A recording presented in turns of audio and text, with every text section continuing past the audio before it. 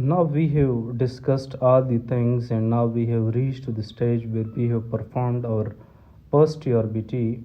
And after post TURBT, we will come across two scenarios. The first scenario is that the patient having TA low grade tumor, and the second scenario is the primary CIS. So, as we know that for TA low grade, there is no need of pre-staging TURBT, no further of any kind of BCG, and you can follow such patient with 3 months cystoscopy and then 12-month cystoscopy. And even a patient refusing cystoscopy, you can follow that patient with ultrasound also. The second is the primary CIS. Primary CIS, for primary CIS, there is no need of any second stage TURBT, but straightforward consider that as a high risk patient because that's a high grade tumor, right? So we don't need any kind of muscle to be in our specimen, so there is no need of second stage TURBT. So for that of high risk, we will be giving 6 cycle of BCG after 6 weeks of the post TURBT, right?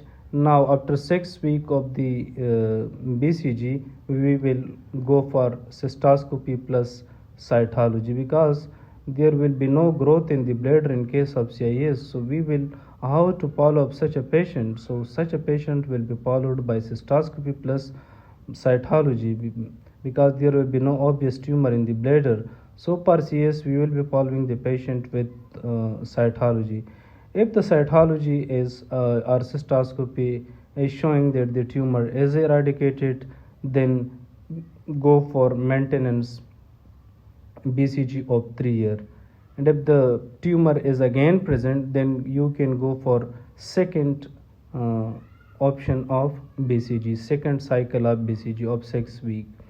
And then after 6 cycle of BCG, if the disease disappear, then go for maintenance BCG, and if the disease is still there, then your only option is radical cystectomy. So that's why we if 6 cycle course of BCG fail to eradicate carcinoma in situ, then cystectomy is the preferred option. Now you can also face the scenario if the patient is not eligible for cystectomy or patient is not want to undergo any cystectomy. So what's other option you have in your mind? So we have two other option.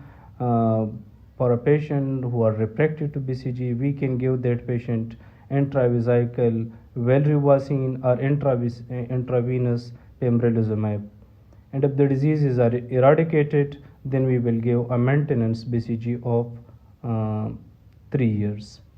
And we will follow such patient as a high risk with 3 month post TURBT scopy every 3 months for 2 years, and then 6 months for 3 years, and then annually with other urinary marker are optional.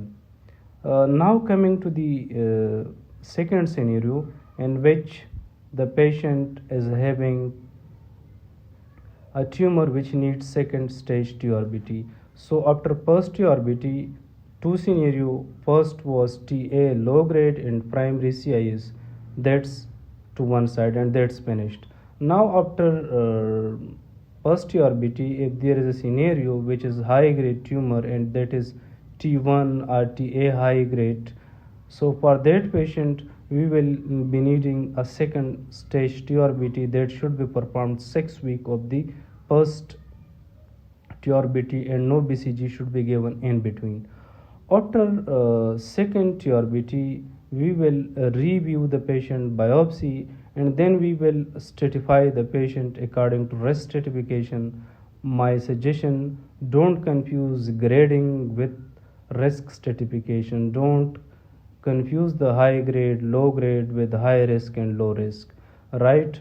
So if the patient is coming in a low risk, then there is no need of any other BCG. And now if the patient is coming under category of intermediate risk, so we will go after 6 weeks of the last cycle of 6 weekly BCG, like we have performed first TURBT, then after 6 weeks second TURBT, then chasing the biopsy of a second TURBT, then we will go for induction BCG, and that's six cycle. After completion of the sixth cycle, then we will again after six cycle, after the sixth cycle, then we will go after 6 week of the last cycle of that 6 BCG, we will repeat the cystoscopy, and if the disease is eradicated, then we will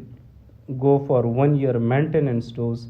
That's 1 year maintenance dose mean that six, that induction dose plus maintenance dose. So when we are saying that the maintenance dose of 1 year BCG, it means that it's include that's induction plus maintenance, like 6 cycle of induction, then at 3 months 3 cycle, then at 6 months 3 cycle, and then in 12 months 3 cycle. So it's total 15 cycle of 1 year. So for intermediate risk we are giving 15 doses of BCG.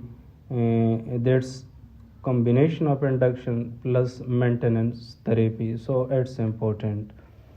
And if a high risk disease after induction chemo is showing the same tumor or upstage, then there is no need of maintenance, go straight forward for radical cystectomy. If the disease eradicated, then same maintenance dose is given.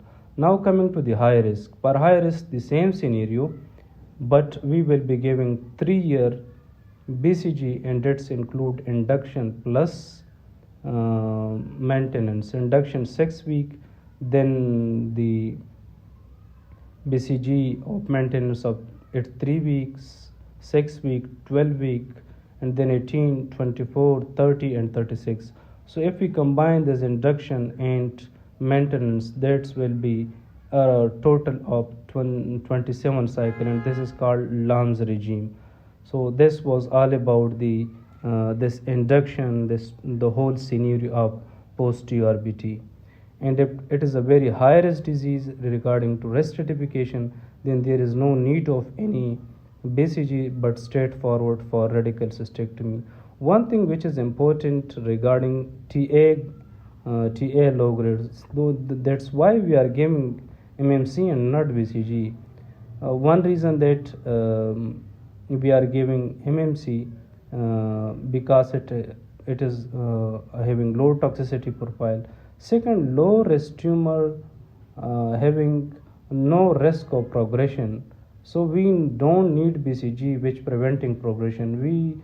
That there is a high risk of recurrence in TA low grade. That's why we need only prevention of recurrence, and that's best can be achieved from MMC.